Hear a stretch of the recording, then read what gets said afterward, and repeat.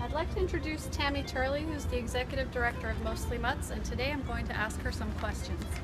Tammy, how did you become involved with Mostly Mutts? About 6 years ago, I went on Mostly Mutts' website and saw a dog that they were asking for somebody to foster. It was a 17-year-old blind and deaf poodle, and I've always had a weak spot for the older senior dogs. So I called Paige O'Neill, the founder, and asked her if I could foster. They came out and did a home check and did everything, and I got approved and started fostering. Great. What is the best part of working with Mostly Mutts? The best part is probably to see the dogs that are scared at an animal control come in. We pull them, bring them to our shelter, they go into foster homes and get adopted, and to see the dogs go through their transition and start trusting and loving people again. That's probably the best part, and watching the follow-ups that come in to show the dogs in their new homes. Tell me about your little tired friend. This is Jag. He actually came from a local animal control as a stray, but he cannot use his back legs. He's crippled, and also has to wear a diaper to control his potty habits.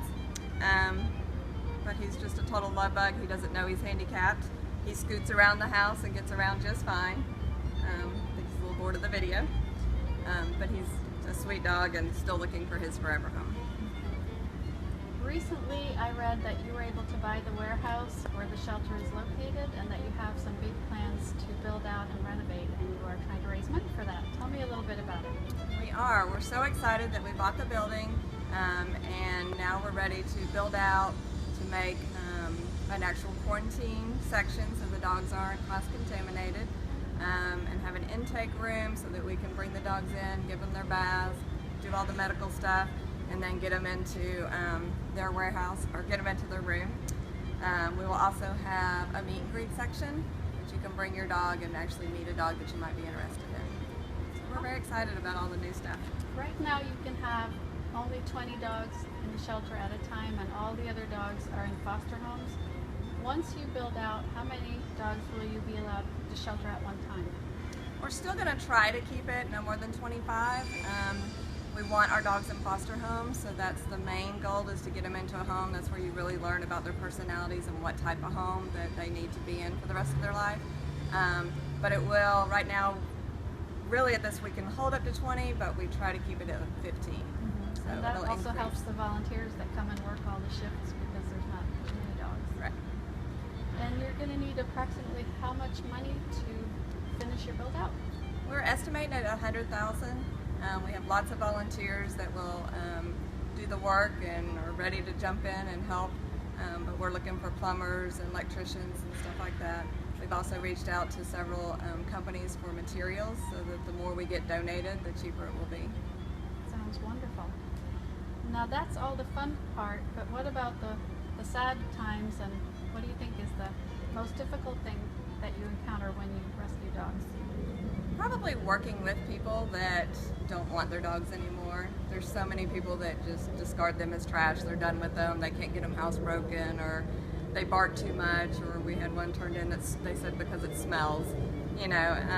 So that's the hard part. You see so many people who really do love their animals and want to be a part of their family, and then there's other people who still treat them like they're just backyard trash. So have you been helping animals your whole life? I was always that kid that was pulling every stray, bringing it home. My parents were always really good about letting me have animals, so I've always been an animal lover. And if a bird fell out of the tree in our neighborhood, I was the one that went and got it and tried to keep it alive. So yes. What do you think is the biggest factor in the number of animals that are abandoned and euthanized every year all across the United States? I think spay-neuter is a huge part of it, because not only does it keep the population down from them having more litters, but it's also why so many animals are strays. That when we go to animal control and we're looking to pull dogs, there's more strays than there is dogs that are strays that are not spay-neutered. So even though you say your dog's never going to get out and get pregnant or father a litter, it doesn't mean that it won't run away. So that helps. And when you were a child, what did you want to be when you grew up? I've always wanted to be a mom. That was my #1 goal in life, which I am, and have 3 beautiful children who also grew up rescuing and being involved in rescue groups. So they're now fostering and very much involved also with Mostly Mutts. Great. So I'm a proud mom. Well, thank you, Tammy. That was great, and we hope to tell your story to lots of people. Thank you.